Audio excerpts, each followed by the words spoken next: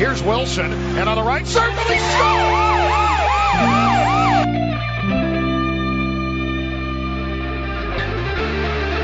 Rebound loose, wild scramble in front, score!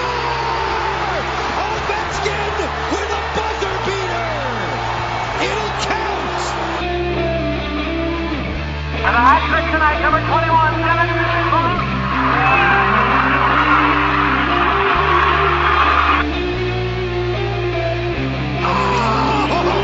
Spectacular! Braden Holtby! Hello and welcome once again to the Power Play Point podcast. This is the Blue Liner on Point, coming to you live to tape from Glen Burnie, Maryland. It's a special edition here. The lovely and wonderful and talented Anna Knox will not be joining us, but she will be back with us on a regular recording next Monday. With us this week for this special edition playoff analysis is our expert commentator from the True Caps Fans Facebook room, Mr. Christian Levesque. Good afternoon, sports fans. He is here to provide his insights. We've been kicking this around between us about all week here, and he's here to give us thoughts on what to look for as far as secrets and performance tips as far as how the Caps can stay in the hunt as far as this year's chase for the Stanley Cup, and what to look for certainly in the first round matchup. So, Chris, how you been doing? Haven't talked to you in a while. Busy, traveling, homework, work, hanging out with the nephew and nieces, out of town again, but good. It's good to be back. It's good to be back home. Yeah, I hear you about that busy part. I know what that's like. Between the jobs I got and everything going on with me, I totally understand that. But good to see you got some time with the family. So great to have you on again. So let's not waste any time. Let's go ahead and jump right into it. As we all know, as a result of last night's games, we now know that the first round matchup for our Washington Capitals is the Columbus Blue Jackets. Never have faced them before. This should be an interesting match. Played them, I would say, fairly even. I think we had slight edge overall in the season series, but the games for the most part look fairly even to me. Like I said, let's jump right into it, Chris. I know you've got some ideas. What do you think, starting off, is at least one or two keys to getting past the Blue Jackets in this first round? Hot goaltending and Kuznetsov. Kuznetsov is my X factor. If Kuznetsov shows up during this postseason, I think we're going to be one of the best teams, or probably one of the teams to beat. But we need to figure out goaltending. The last 2 weeks we've received hot goaltending from both Holtby and Grubauer, but I think Grubauer really stood out, in my opinion, standing on his head the last few games, playing great hockey behind, I don't want to say the lackluster defense, but it seemed like our defense gotten better within the last 30 days. But I think those two right there is the hot goaltending and Kuznetsov stepping up would probably make or break us this postseason, or especially this series coming up against the Blue Jackets. I was looking at some stats. We won the season series 3-1, but that one loss stands out in particular because we got blown out in their home ice. I think we lost 5-1, but the other 3 wins we got were all one goal wins. So obviously we can solve Bobrovsky, but I was looking at some stats. Bobrovsky does not play well during the postseason, so maybe this bodes well for our Capitals, our guys in red. So in addition to the hot goaltending, as long as the Caps play, mostly mistake-free hockey, you're thinking if the offense can get going on top of everything else, this might be, maybe not an easy series, but this might be something that we can definitely win, or they can definitely win. Definitely. I can see this game. I can see the series going 6 games, but it has to come down to strong special team play. Our penalty kill has to come up. Our power play has to come up big. during the season, our power play was ranked 7th in the league overall. PK was 15th overall in the league. Goals against, not too shabby. We're in about the middle half, 16th in the league. But we need to come up big against this good team. The last 10 games, we were probably one of the hottest teams in the NHL, going 8-2. They slumped. They went 6-2-2. They lost their last 2 games. Sometimes I don't look into those kind of stats, but the last couple of years we kind of stumbled into the playoffs. This year is kind of different. We're going in on a hot streak, so hopefully, I don't know. I'm looking to see if our goaltending stands out. We play good hockey defensively. I think we can go 6 games with these guys. I totally agree, and I like that you brought up some vital stats. I'm doing some research myself. Columbus's power play ranking in the bottom third, 17.2% for the season. Really nothing to fear, at least on paper, but as I've said so many times, the playoffs have a way of changing a lot. Behavior changes a lot during the playoffs. So, like you said, I think the penalty kill does need to come up big. If we can turn that 17.5 into maybe an 8 or 9%, cut that in half for every power play chance that they get, make them look stupid and make them wonder if they're ever going to score. I think that'll demoralize them, because this is a team that just doesn't score much to begin with. And you mentioned the defense as well. I don't think they have to come up big, but if they come up pretty solid, they play a solid, not too egregiously awful game like they were in the middle of the season, I think this will be a solid 6-game series, just like you described. Now, getting to the goaltending aspect, you're saying you're favoring Grubauer over Holtby right now, and I would be inclined to agree. Holtby has improved steadily over these last his last half a dozen or so starts, but I would say between the two, Grubauer's been more consistent. How many games would you say, if Grubauer, assuming they start Grubauer, how many games would you give him, assuming he has maybe one bad game? Would you switch back immediately, or would you stay with him? I'd stay with him. I would definitely stay with him. If you look at the past couple Stanley Cup winners, none of these teams, the Pittsburghs, the Blackhawks, the Bruins, they didn't have great goaltending. They had good goaltending. Now, if you go way back with Brodeur and Roy, you had great goaltending. You had nothing to worry about back there. But we saw last season with the Pittsburgh Penguins. They started out with Matt Murray. No, excuse me. They started out with Fleury. Mm-hmm. They beat us in the second round and went to the third round, Eastern Conference Finals, and went back to Matt Murray again when he was healthy. I've seen that in the past where the goalies, they flip-flop from series to series. So it depends. I'm sure Trotz will have a short leash on both goaltenders. It depends on what he's going to figure out. He's got 4 days to figure this thing out. But stat-wise, I think Grubauer is the hot hand. You got to go with the hot hand. He finished with a 2.35 goals against average this season. Holtby 2.99. I know Holtby had that span of about 30 days where it looked like he couldn't stop anything going in, but he seemed to figured it out towards the end of the season.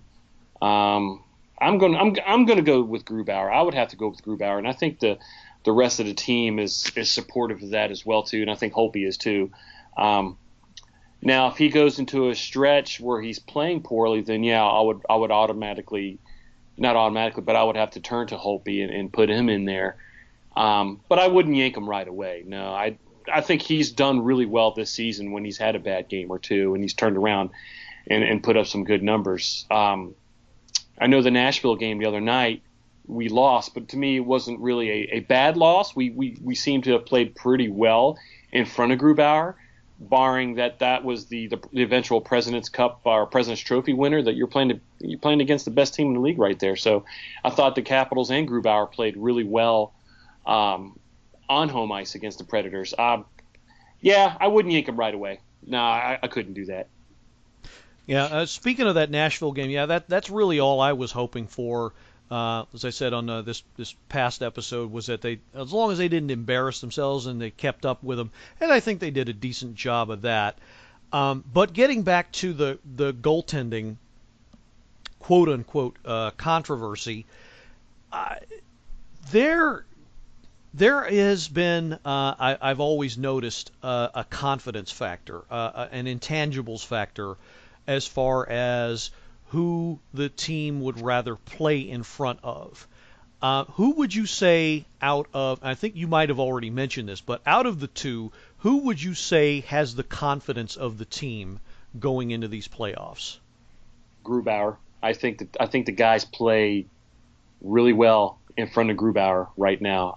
A few weeks ago, we were up in New York City at Madison Square Garden, and we witnessed the Capitals beat the Rangers. But there was a time there from the second period on, the Capitals didn't show up, and it was all the New York Rangers. It was all the blue jerseys, and they were just firing. It was like an onslaught, and Grubauer played really good despite that injury he suffered sometime during the third period, but played really well. The defense stepped up that third period. Caps played really well, and I think against the Predators the other night, Capitals did well against the Preds in front of Grubauer. So I think the confidence right now is going forward is with Grubauer. I agree, and I would not be, frankly, I wouldn't be surprised with either one of them. But yeah, I would say right now, number 31 has the edge in terms of that, and confidence can be everything, as we've seen many times in the playoffs. Now we're going to segue over to another topic. You talked about it a little bit just now, and this was something we kind of discussed.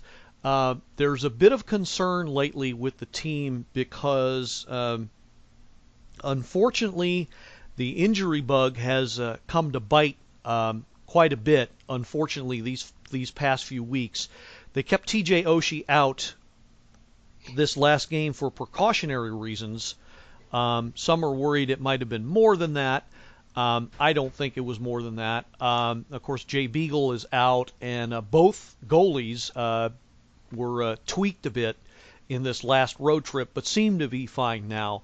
Any overt concerns you have with the roster, at least in this first round? No, not at all. I think the Capitals have done well with keeping guys like Oshie, sitting him down, because they know he could.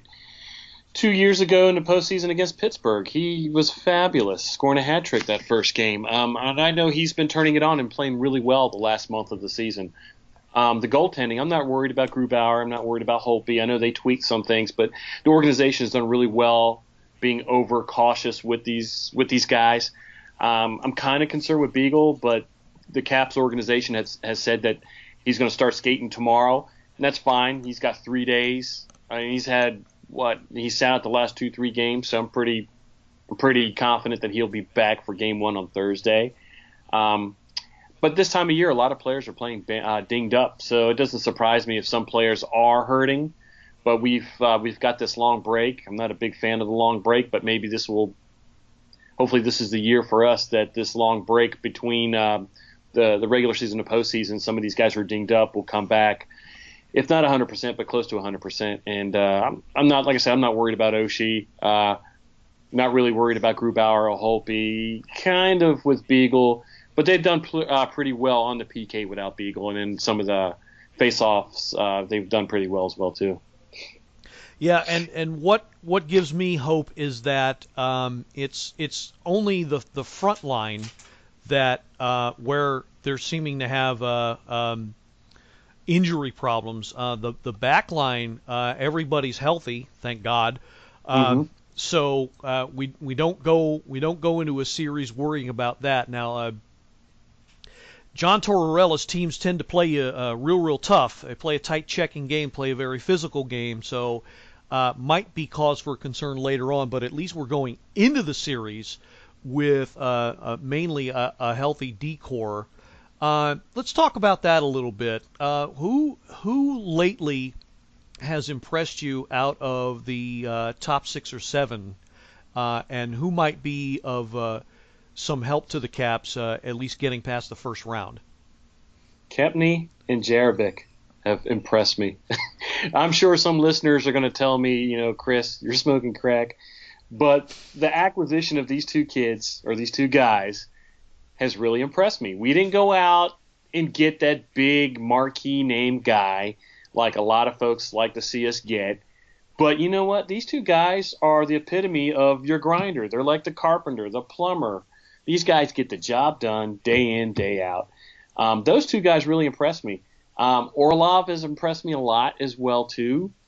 Now, I think with the acquisition of Kempney and Jabarick, I'm pretty sure Orpik's time on ice has gone down a little bit. Because I know early on in the season or halfway through the season we were complaining about that, but it seems like he's kind of righted the ship a bit. But I'm really impressed with Jabarick and or Jararvik or however you spell it, pronounce his name, and Kempney. I really like those two kids. Yeah, I think they've been an absolutely wonderful addition. That was a great pickup by Brian McClellan for both of them. Grabbed them for basically nothing, and they're not hurting anything salary cap wise. In fact, Kempney's actually a free agent, and really hoping they keep him around. But that's another topic for another day. And I think they've, like you said, they've definitely solidified what was a gaping hole. Now, unfortunately, that's come at the expense of the two rookies, Bowie and Juice. That experiment ultimately came to a failing end, but I don't think we've seen the last of them. And I did say, I think last week, I quoted Craig Laughlin. I wouldn't worry about them. They're young kids. They're going to get their chance. And I keep veering off into the future. But you've also got Lucas Johansson coming up as well. I'm not worried about the future of the D-Corps, at least. And the now has definitely solidified itself. So reason for hope here. The team still has the bugaboo with getting past the second round. So we're going to talk about don't want to look past the CBJ, but want to talk about some long-term keys to success here, other than the obvious, which is play smart and make sure you outdo your opponent, and staying healthy. What do you think the Caps have to do if they want a chance at the very least advancing to the conference final this year? Play smart hockey. The last two seasons, I think, with them being the favorites to win the Stanley Cup, it was the pressure. There is no pressure on this team whatsoever this year. None. If they go out, play smart hockey, have fun, mistake-free hockey, they have a chance. There is no pressure on this team whatsoever. I totally agree, and that even though they won the division title again, it's nice for them to clinch home ice at least for the first 2 rounds. But yeah, it's not as if they were even in the discussion for the President's Trophy. So I think you're right. I think that having that off their back is a relief to them in that there's no spotlight. In fact, a lot of analysts will probably, I haven't seen or read any predictions yet, but I would not be surprised if most analysts decide that the Capitals will not only have a tough time in round 1, but may even lose in round 1. I've already seen analyses from certain outlets that describe them as the weakest of the 4 division winners, and in some circles, maybe that's right given their playoff history. But it's a brand new day. It's a brand new year. We're going into uncharted waters, no history with the CBJ, and I really think that's going to benefit them, in addition to, as you said, not having the spotlight on them because they were part of the elite. If they were considered the elite, they certainly didn't look like it at times, and they've had what's going to help them as well in that department is time to heal within, time to look within and understand that they have flaws that they have addressed and looked after. So I think as long as they bring the attitude that they will have not too many problems, at least being surprised as they were last year in the first round.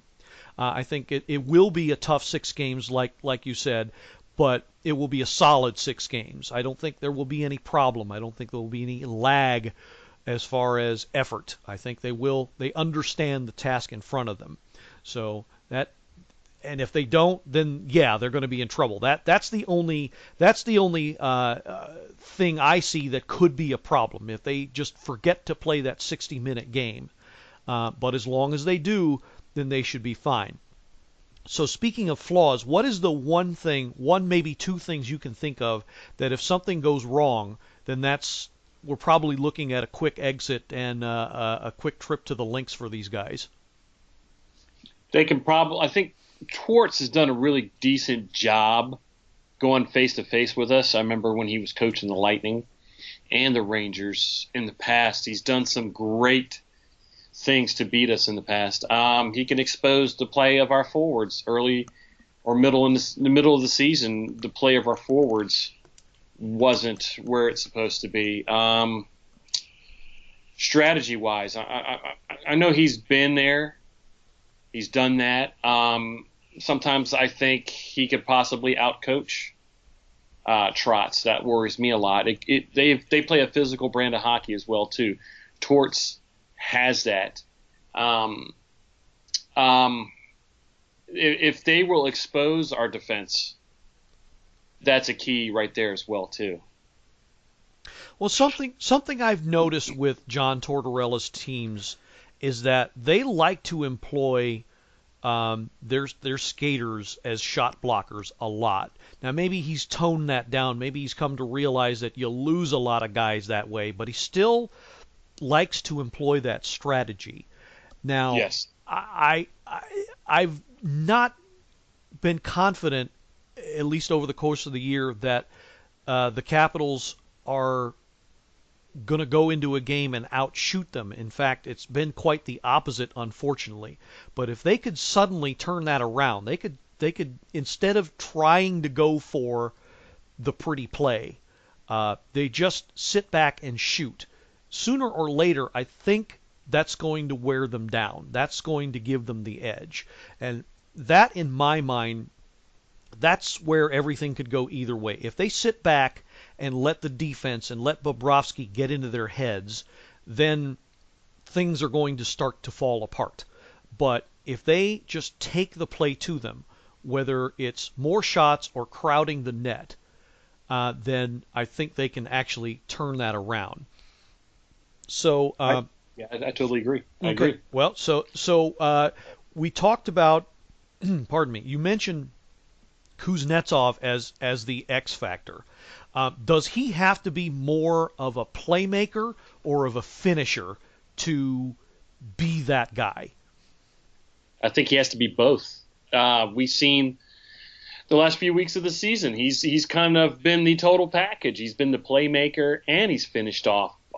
He finished second on the Capitals, I think, with 25, 26 goals this year. The beginning of the season, Alan May picked him to possibly be lead the league in scoring. I think he has that capability. I think he can do it. But what drives me up the wall is the last couple seasons he has not shown up for the postseason at all. He's got a pretty decent contract. He played great this year. I think he knows, and I think the rest of the team knows that he can do it.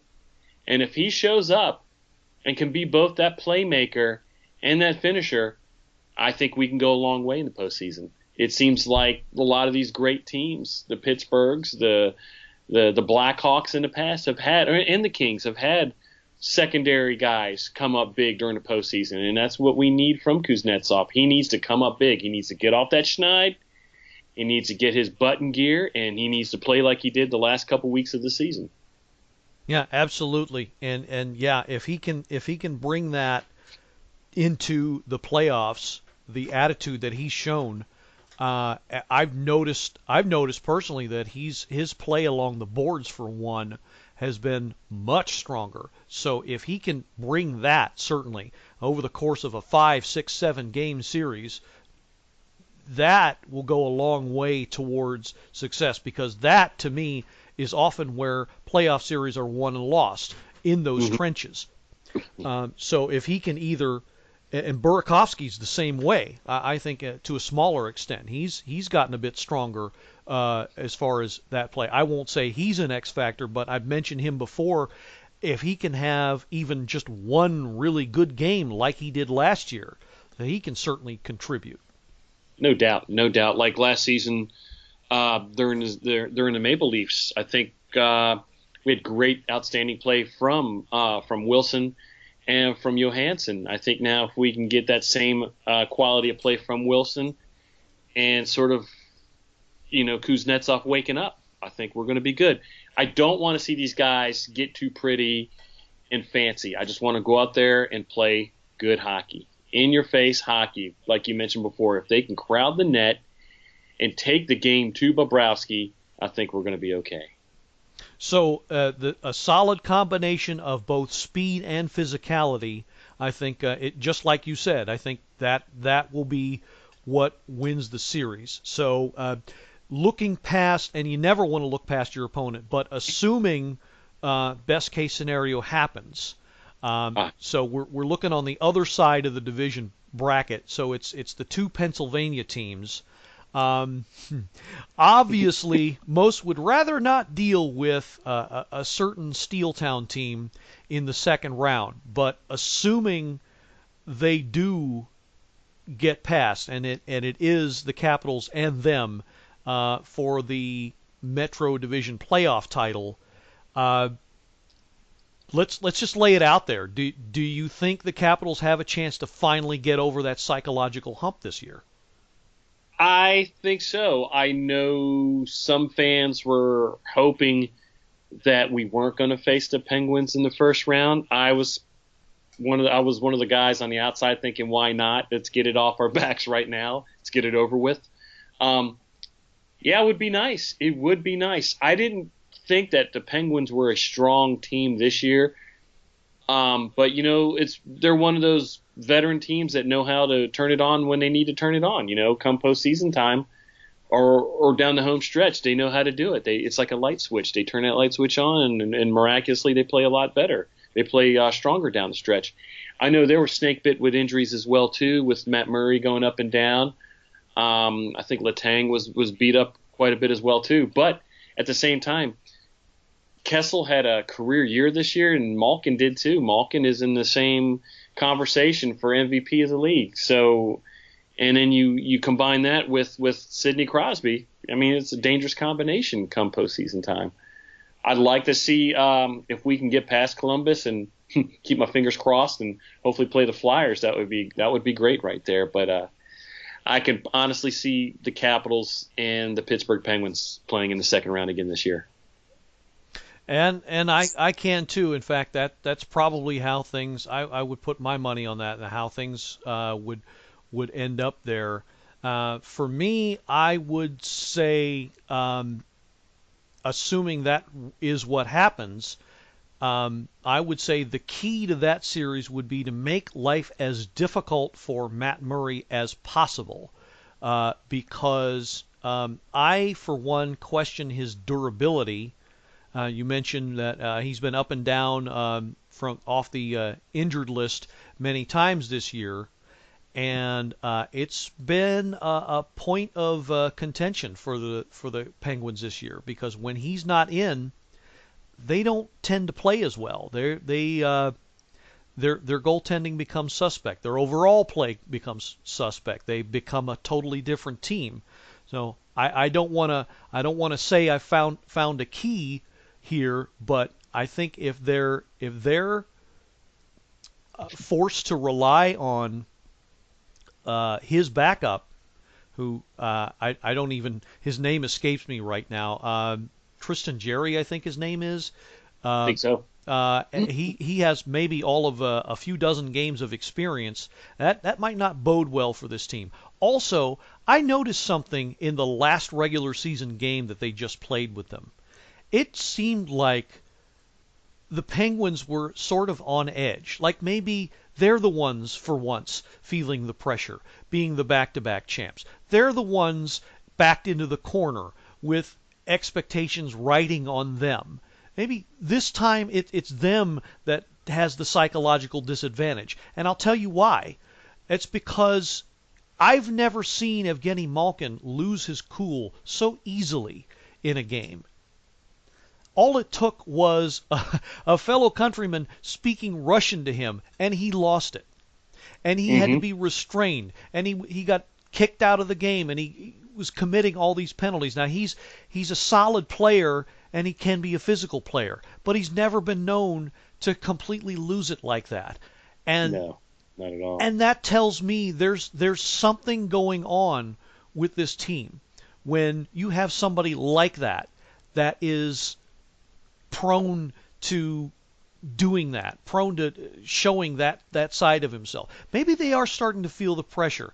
And there was also a thing I saw, I think it was posted in True Caps, to be honest. I think Bernie posted this, somebody posted this, where basically there was this game about 5-6 games ago where somebody came up to Phil Kessel and basically insulted him to his face and it just made him feel maybe an inch tall, and he did literally nothing about it. And Yeah. and it's just two examples of something where I don't know. There's some sort of I don't know what with this team where they just don't look.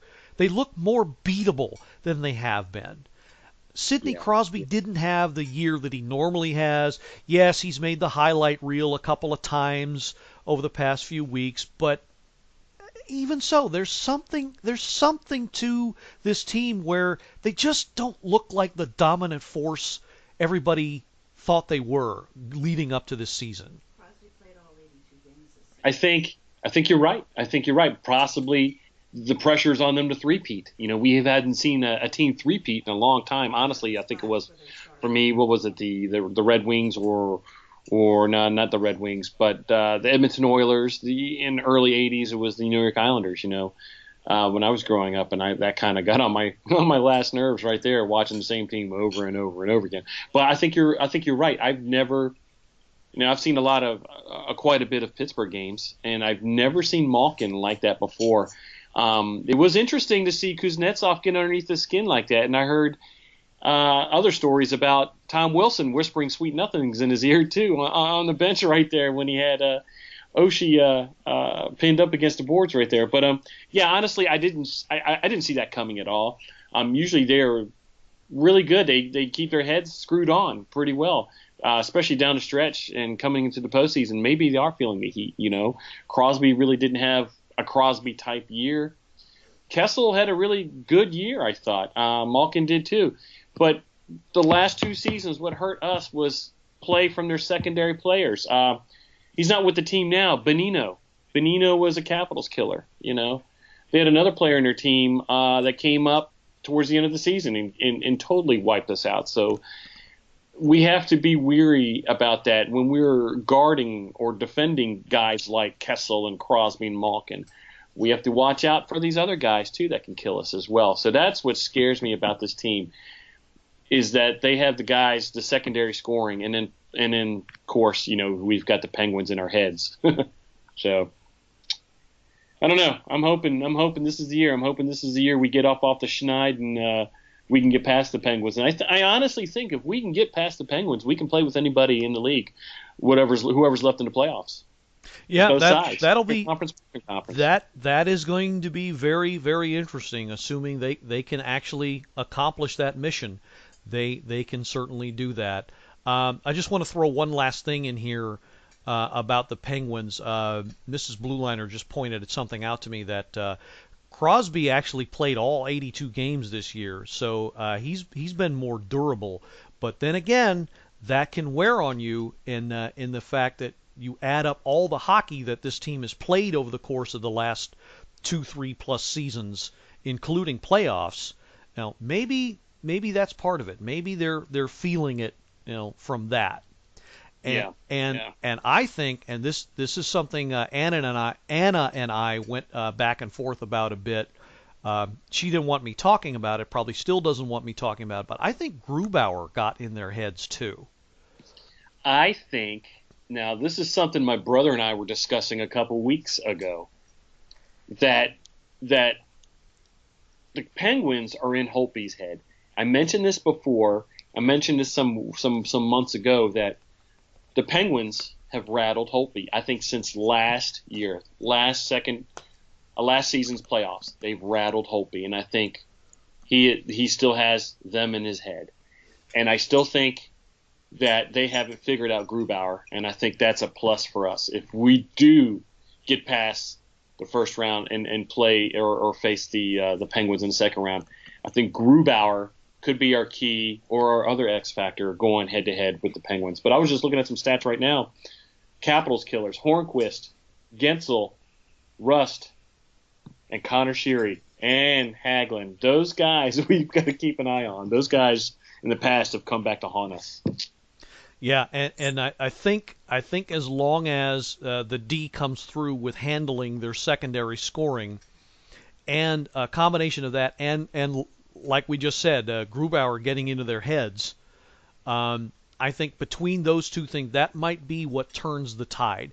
And I 100% agree with the idea of starting Grubauer against the Penguins should things go that far.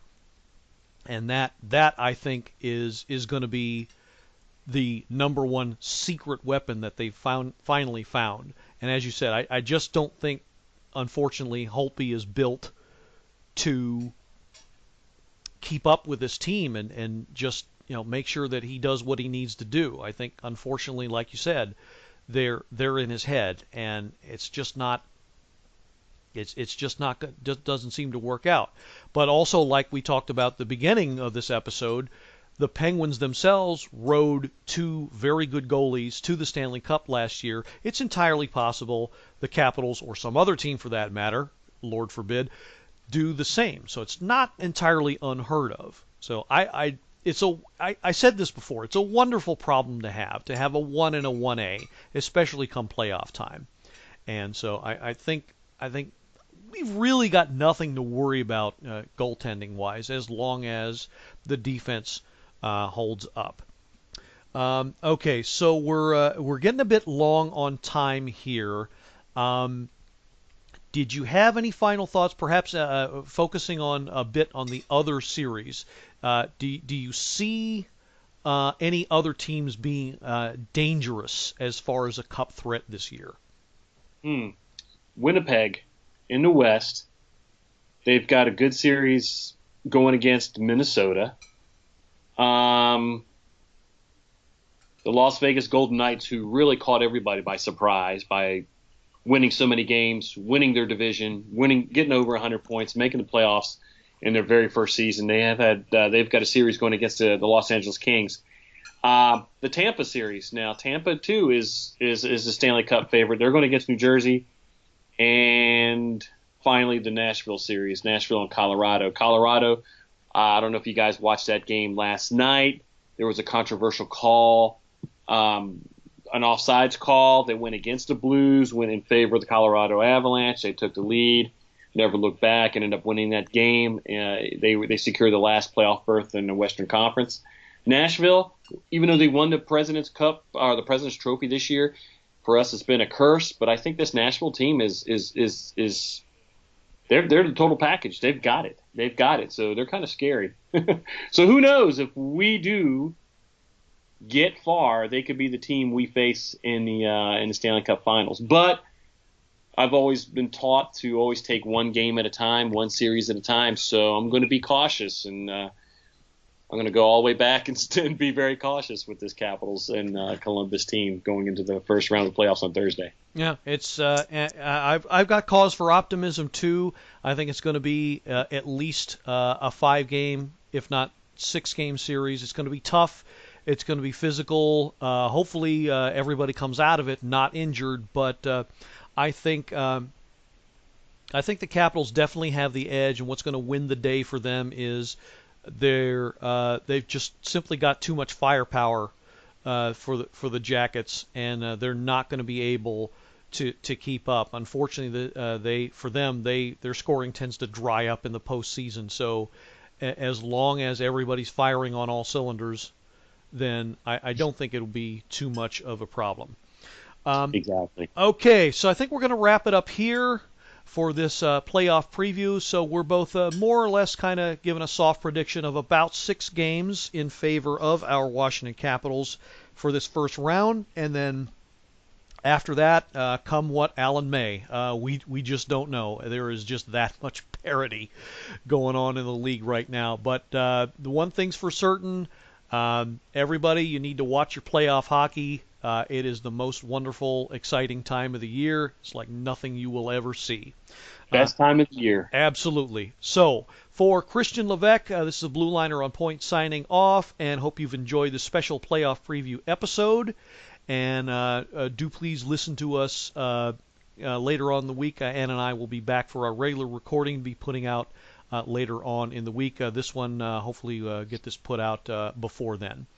So thanks again for listening, and let's go Caps. Let's go Caps.